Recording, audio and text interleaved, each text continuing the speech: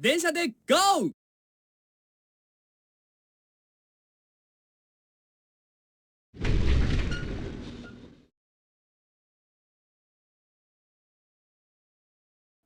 There are few things as synonymous with modern Japan as the Shinkansen. Reassuringly reliable, perpetually punctual and clinically clean, the Shinkansen is the global standard for rail travel.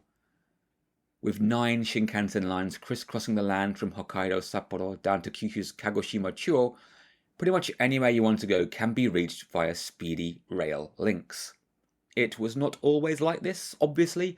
Famously, the Shinkansen was unveiled in 1964 to coincide with the Olympics of that year, but the seeds were sown farther back in pre-war Japan. In the 1930s, Japan was already expanding into Manchuria, and with air travel not able to carry the required number of people to settle in this land, a high-speed rail line was suggested. The line was to host steam locomotives capable of 200 km an hour, the Dangan Resha, literally bullet train. They would swiftly carry large numbers of people from Tokyo to Shimonoseki. Unfortunately, some unpleasantness in the early to mid-1940s put these ambitions to rest. Post-war Japan, however, was a different story altogether. Japan bounced back, had a big old boom, built a shed-load of railroads, and began the path to the global power it is today. So we're back to 1964. Japan is hosting the Olympics and will be needing a way to carry people to Tokyo to partake in the events. And not just the locals, the organisers are well aware that people from all over the world will be in attendance, and therefore require a display of Japanese technological superiority. A train line was planned to run alongside the existing Tokaido line between Tokyo and Osaka, and that is precisely what happened. Land was bought up, tunnels bored through mountains, and tracks hastily laid. The Tokaido Shinkansen opened on October 1st, 1964 and has been going ever since. This is not the line featured in this game, however. A year later, a new Shinkansen was given the go-ahead, one that would run from Shin Osaka Station to Okayama, and then, in 1970, the line was extended to Hakata. The line fully opened in 1975, and this is the line featured in Densha to Go Shinkansen Sanyo Shinkansen Edition, a 331-mile stretch of super-fast trains connecting multiple prefectures and the Kyushu island to the Honshu mainland. After 50 years of service, the Sanyo Shinkansen has carried over 3 billion passengers, with ridership increasing year on year. Now, you may be asking yourself, why the Sanyo Shinkansen? Why not go for the historic Tokaido Shinkansen? And the answer to that is, that was the plan. Taito were in the process of developing a version of the game that ran the Tokaido Shinkansen as well, possibly from Tokyo or Osaka at the very least. Unfortunately, professional killjoys at JR Central, who managed the eastward section of the Tokaido Shinkansen, refused to cooperate with Taito, so this section was scrapped and the Sanyo became the only line in the game. For more information about JR Central being churlish, check out my Densha to Go Nagoya Rail Edition video. Just one line then, well that's a first for this series, but with a twist, it's also the first game in this series that allows you to go both ways on the track. Previously, you were granted a section of a track moving in one direction. You could drive from Shinagawa to Ueno, but not Ueno to Shinagawa. This time you have the whole run from Shin Osaka to Hakata Minami and vice versa. And running on this route we have a terrific selection of high-speed trains to choose from. In chronological order we have the 0, 100, 300, 500 series and the Hikari Railstar. The 0 series is the classic from 1964 and was in use for a mind-blowing 44 years. It had a top speed of 220 km an hour, that's 137 miles per hour, and could seat anything from 368 to over 1,300 passengers. The Railway Museum in Saitama has a preserved example and an insightful write-up of the long road to its debut. And if you're in the UK, the National Railway Museum in York has a 0 series on display. Next up is the 100 series, which arrived on the Sanyo Shinkansen in 1985. It has a top speed of 230 km an hour, 143 miles per hour, and only ran on the Tokaido and Sanyo Shinkansen. The 300 series eschewed the missile nose cone stylings of the 0 and 100 series in favour of a chunky wedge shape. The increased top speed of 270 km an hour facilitated a 30-minute decrease in journey time. The 500 series looks so freaking cool, like it should be barreling between countries in pneumatic tubes. Instead, it was barreling along the Tokaido and Sanyo Shinkansen at a staggering 300 km an hour, which the manual purports to be the world's fastest train. Strangely, not many of these were made and fewer are still in service. In fact, as of 2027, all of the remaining 500 series will be decommissioned. The platypus-faced Railstar is the most modern train in the game. It is a variant of the 700 series and given the service name Hikari. Having debuted in 1997, the 700 series had several configurations before the 700 series 7000 configuration exclusive to the Sanyo Shinkansen. What happened to 200, I hear you cry, and 4 and 600 while you're at it? Well, originally all government-owned rail was run by National Japan Rail, or JNR. To designate Tokaido and Sanyo Shinkansen from Tohoku and Akita and others, anything west of Tokyo was given an odd number, and anything east, or north as we'd call it, of Tokyo gets an even number. So, fun fact, the 200 series actually predates the 100 series by 3 years, but because of this naming convention, the newer train gets the lower number. In 1987, JNR was privatised and split into 7 discrete companies, ending this system. Oh, and there is no 600 series. It became the E1 when it launched, confusingly, but there is an 800 series, befuddlingly. It was much simpler naming trains under JNR. Current convention is all over the shop. There is evidence that there were to be another 2 trains included in this game. Buried deep in the game code there are references to an omitted timetable and high score tables for a Dr. Yellow and the Win 350. This is jolly exciting and a bit of a bummer that they were cancelled during development. The Dr. Yellow is a series of Shinkansen trains that do not carry passengers. They are used to gather diagnostic data for the tracks and overhead cables. They are pretty rare sights, as their timetables are not made public, and seeing one is guaranteed to make a rail fan's year. Now these trains are being phased out, as a lot of the diagnostic equipment is being built into the current and next generations of Shinkansen. The Win 350 was a prototype train designed to reach speeds of, you guessed it, 350 km an hour. It was a mostly experimental train shelved before mass production. The cancellation was down to the excessive noise the train generated while travelling at speeds of 320 km an hour plus. Furthermore, reforms to train operations, especially regulations for emergency stopping, limited the speed of trains to 300 km an hour, rendering this train unnecessary. Still, it would have been a sweet addition to the game. Both the Dr. Yellow and the Win 350 trains have 3D models included in the game, so it seems Taito were pretty close to including them. Earlier I said that there was only one route in the game, the Sanyo Shinkansen. This is mostly true, but there is another line included in its entirety. It is the Hakata Minami line, a whopping 5.3 mile stretch of rail running between Hakata Minami Station and Hakata Station. It's not officially a Shinkansen line, but high-speed trains do run on it, and the Hakata Minami line is connected to the Hakata Shinkansen depot. You will run it in the game, but you will need to unlock it first by completing a no continue run on certain timetables.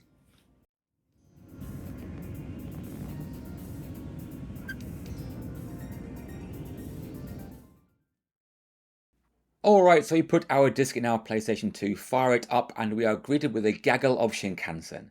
That's not the official collective noun, but I am determined to popularise it, a gaggle of Shinkansen sweeping in the Taito logo. Then, as is custom with a lot of Dengo games, we get a nice FMV depicting the trains and locales we can enjoy in the game.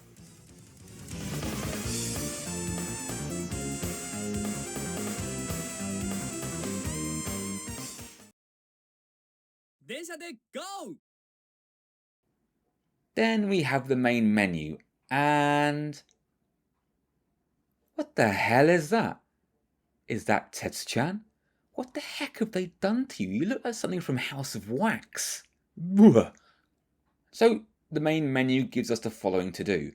Drive trains. This takes us to the meat of the game where we can run a few digest runs and access the timetables proper.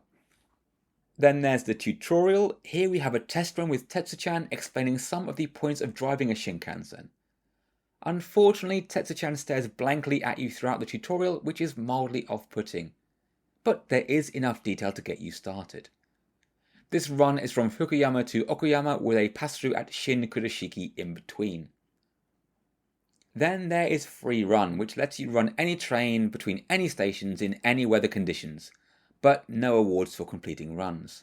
There is a rolling odometer in the game, so any distance travelled in free mode will be added to your total.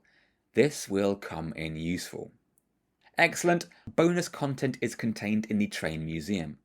We have the usual contenders. A photo mode which has unlocks. There are no write-ups for the photos though, but there are photos of trains, lunchboxes and a slideshow. The effort that went into these photos of Ekiben is crazy. Each gets an outer and inner photo and they all look delicious. There are 3D models within the railway models sections. These two are unlocked by completing timetables. If you are still hankering for more photos of digitized food from the previous millennium, the sightseeing section has you covered with a vast array of Japanese sweet treats from places along the Sanyo Shinkansen. Look at that manicured dew on the grass. Breathtaking.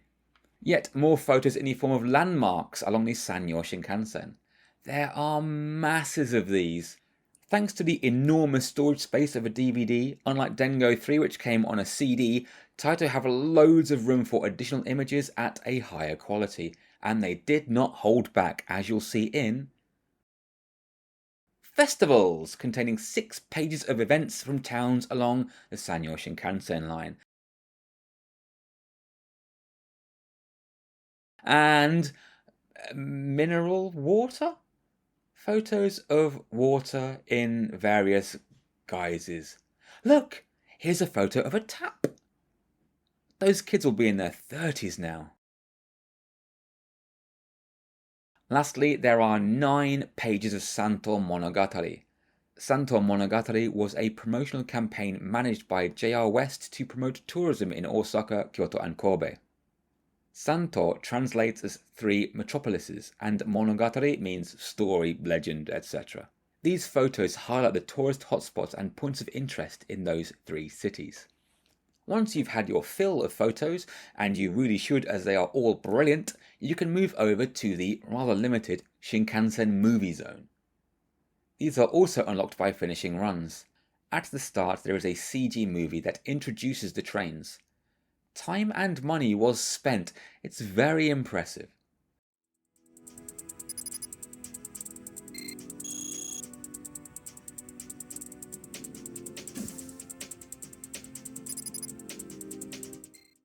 And there's some JR West promotional videos, lovely promos for trains and safety features, assembly and inspection footage. The promotional material for Sendai Rolling Stock Depot on the Tokaido Shinkansen is particularly fascinating and well worth the price of entry.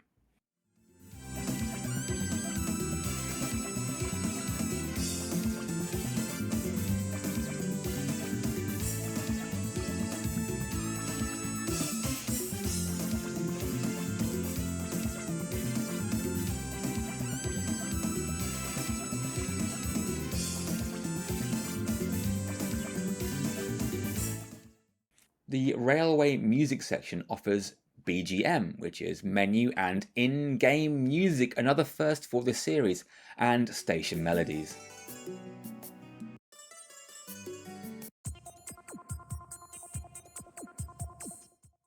There are also announcement melodies, 183 announcement melodies, extraordinary, an insane amount of additional content. I think I'm becoming more excited about the additional content than the actual games at this point. Back to the main menu, and there's the records section. This is odd as it contains no high scores or ranking data. Another first. The last vestige of the classic arcade era has been purged. I've always questioned its inclusion, but now that it's gone. Anyway, This is what was known in earlier games as save and load. And look, Pocket Station support again, but it is pretty much the same game as we've seen on Dengo 3, Nagoya, etc.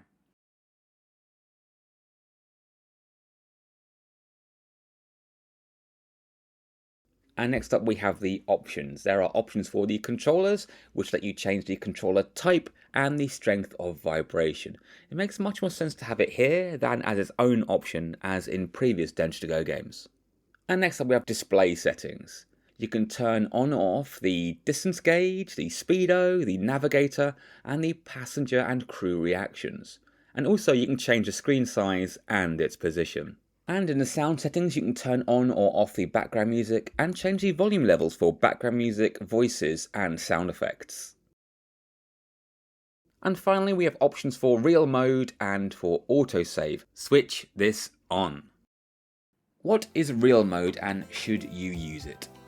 Now, those of you who have seen my Kisha to Go video or played the game will be feeling very uneasy at the idea of a real mode. The last time I was faced with that option in a Densha to Go game, it turned the game into a miserable, overly complicated affair. But this time around, it's kind of the opposite. Real mode is the more authentic driving mode that increases the role of the ATC, the automatic train control. I have talked about the ATC in previous videos, but for a quick recap, as trains became faster, Shinkansen especially, rail operators were concerned that drivers would not be able to read speed limit signs in time. So an automatic train control system was installed that notified drivers of the current and upcoming speed limits via a readout in the cab. And if the driver was incapacitated for any reason, when the train goes above the speed limit, the emergency brakes come on and the train will stop. What this means for the game is that when accelerating, if you exceed the speed limit, the ATC will kick in and trigger emergency braking. This results in a drop in passenger comfort and your driver rating will suffer. This is the same as the standard game mode. The big difference between real mode and standard is when it comes to slowing down on the approach to a station stop.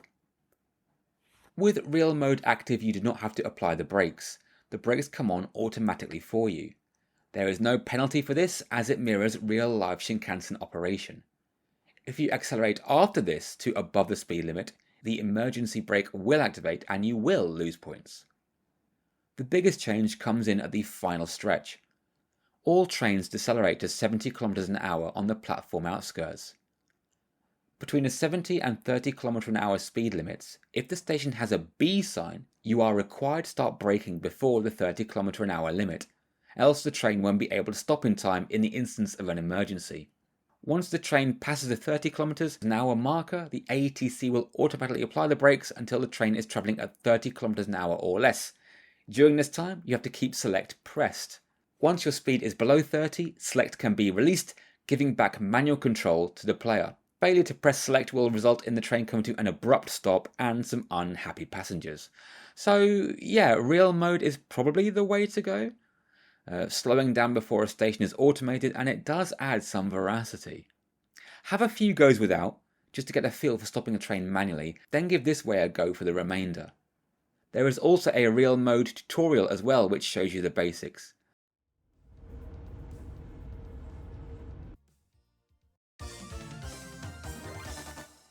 Oh, and look closely at the graphic on the main menu and you'll notice that someone has biffed the transparency on the letter loops. Nice. Alright, let's play the game. The initial driving menu offers a selection of digest routes, shorter runs with lovely weather and low passing scores. Densha to Go Shinkansen eschews the traditional life gauge equivalent of waiting time in favour of passenger comfort and driving ability points. Previously your run will be rated after reaching the terminal. This time you are rated after every station stop, and if you do not pass the high score, you are given a game over. In these digest runs, the pass mark is 60, the stopping point is huge and timings are almost trivial. This is a great way to introduce new players and would have made for an excellent alternative to the standard tutorial mode. They do give you the impression that the game will be easy, but then you open the timetable and things get a lot more interesting. But before that, let's have a look at this initial digest run. A 0 series Kodama running from Kokura to Hakata with a passing score of 60. First off, there is a lovely departure board. This route is really basic, a 17km run between two stations without any pass-throughs. You'll notice that the platform is packed with detail. No animated characters as seen in Dengo 3, but stations are correctly filled with information posts, overhead signage, vending machines and kiosks. The authentic voice lines are on point, notifying the driver of departure station, ATC status and upcoming changes to speed limits.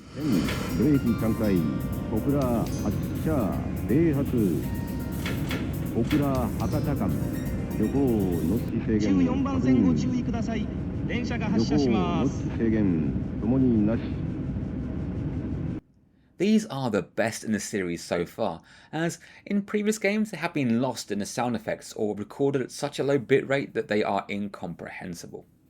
In this installment we have the ability to look around. On a standard controller, the left analog stick controls the camera, and there are three options for the camera. There is an in-cab view, authentically modelled for each train, and there is a cinematic external view of your train as it charges through Western Japan.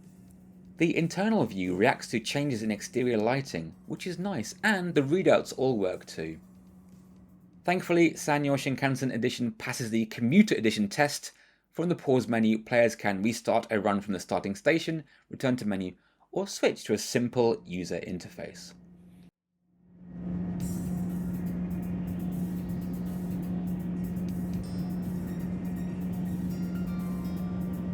As the Shinkansen uses dedicated routes, there are no railroad crossings or arbitrary speed limits to slow us down, meaning that a run between stations involves getting up to speed, coasting for several kilometers and then stopping again.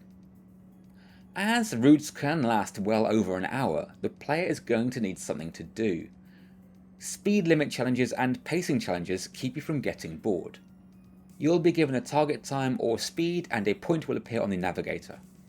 Match the speed or time and you'll be rewarded at the end of your run. Now this would be a good time to discuss the HUD. From the top left we have the master controller accelerator lever, target and current times, a mini driving evaluation, brake gauge, the distance to your next station, your speedo and ATC readout, and finally the navigator making a welcome return. The passenger evaluation meter is quite fun. You can see here that passengers are all having a lovely time, humming along to themselves, but when things go awry, say the ATC kicks in the emergency brakes, or you run fantastically late, or you overshoot the stopping point, their demeanour changes and they get anxious and lastly, angry. Passing these speed and time checkpoints instantly boosts their mood, so it's definitely worth going for. There are also animations of passengers as you go along. Hopefully they'll be enjoying the luxurious comfort of the Shinkansen, but sometimes they will be mad at you. I'm not at all sure why. One female student tells us our driving is horrible, which feels weird as besides slamming the emergency brake on, there's not a great deal to impact passenger comfort. What does impact passenger comfort is getting a little too heavy with the brake when coming to a stop. You get a little animation of a foreigner falling on his face and saying "wow", as is our custom. We stop at the end of our route, we get a lovely instant replay of our stop, then our rating screen appears. It's the usual categories of timetable accuracy, stop position, adherence to signals and signage, and safety. The new addition is ride comfort in that second slot. The target score is at the top and I passed it, so I get some unlocks, and because I got over 100 points, I get a gold star next to the route.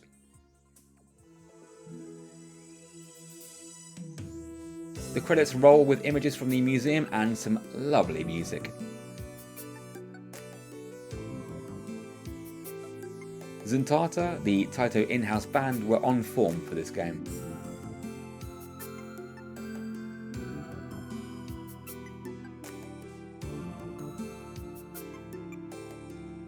There is an advanced name entry screen that has extended the traditional 4-character limit to 8.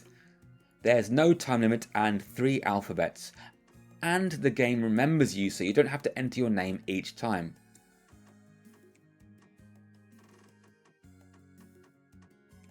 The other digest runs are fairly similar, and passing should be easy, even for first timers. You may have noticed that I was not playing with real mode. Let's have a look at the process for stopping with real mode activated. So we are pootling along in the high 160s. We can start to manually apply the brake here, but we don't need to. Once we pass the 70 km/h warning, ATC kicks in with a controlled deceleration. Once we drop below 70, ATC deactivates, but as we were braking, our deceleration continues. With a bit of acceleration, we can slow that down. This is essential if you want to make it on the harder routes. You'll see a B sign on the navigator. This means that left unchecked, the train will probably not be able to stop in time. If we maintain 60 and passed over the 30 ATC marker, the train would sail past the platform. An unforgivable mistake. So we take the edge off somewhat. The tutorial tells us that any braking should be performed by initially going to brake 1 before cranking any higher. This is also to maintain passenger comfort. The same for pulling out of a station. Set the throttle to 1 and once moving crank up to 4. Once we pass the 30 km/h mark, the ATC will kick in regardless. This is a safety feature to automatically stop the train in case of driver emergency. The ATC is deactivated with the tap of select and we are given full control of the train to bring it to a controlled stop at the designated point. You probably saw in that last section that adverse weather conditions are included. There is rain, cloudy, thunderstorm and snow. Yes, I love snow in games, but this time around the snow setting is pretty lackluster. The sky is greyed out a bit and some flakes fall down the screen. The trackside detail is unchanged. There are different times of day as well, but these mostly just change the skybox and the colour temperature. It's still a really nice touch. You can mess around with all these settings in the free run mode. So, it sounds like there's a lot of good in this game. For sure, it is a unique entry in the series. Because there is only one line, Taito went all out. It's quite remarkable how detailed the route is. A huge variety of buildings and natural features to see on any given run. Local landmarks of the time are here. There's cute renaming of copyrighted brand names on buildings. Kirin becomes Rikin, Shiseido becomes Shinseido, and my personal favourite, Natural Parasonic instead of National Panasonic. There are loads of these and working out the real world counterparts of these adverts is a lot of fun. The addition of background music is great. Mixed with the cameras, you can set the mood for the long stretches between stations and really enjoy the scenery as it whips by. You can skip the wait before departing a station, which is great as it can be lengthy. This also reduces the incredibly long play times. Some of these runs can last almost 2 hours, and that's assuming you play perfectly. I'll just repeat that. These runs can last between 30 minutes and 2 hours. Mind-blowing. Performing well at a station stop gives you station announcements, usually within 30 centimeters depending on the route. 博多、博多です。博多、博多です。ご乗車ありがとうございました。 Preferable to the shame of the silent station stop.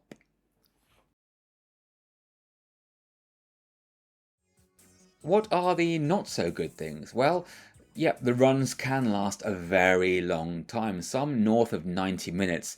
This is fine, I guess. You can always pause it and go for a comfort break or make a cup of tea. What you cannot do is power off your PlayStation as there is no save function.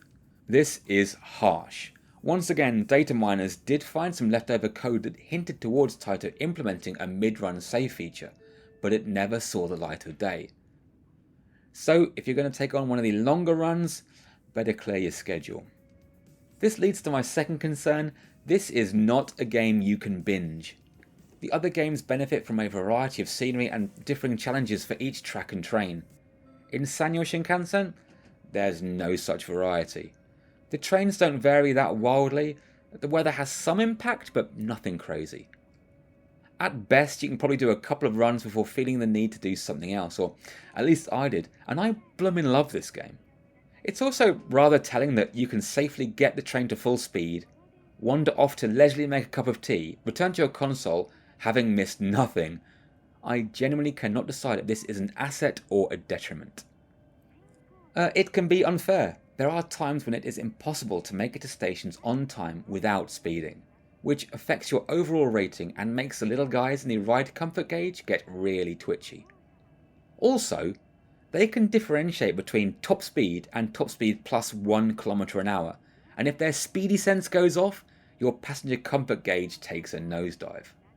And there's the unlocks. Now, I love unlocks, but some of the hoops you have to jump through are bonkers. Let's look at this handy table. So there are some routes that are only unlocked by playing on certain days. Okay, manageable I suppose, just change the internal clock of your PS2. Unlock the Hikari 552 service by driving over 1,000 kilometers?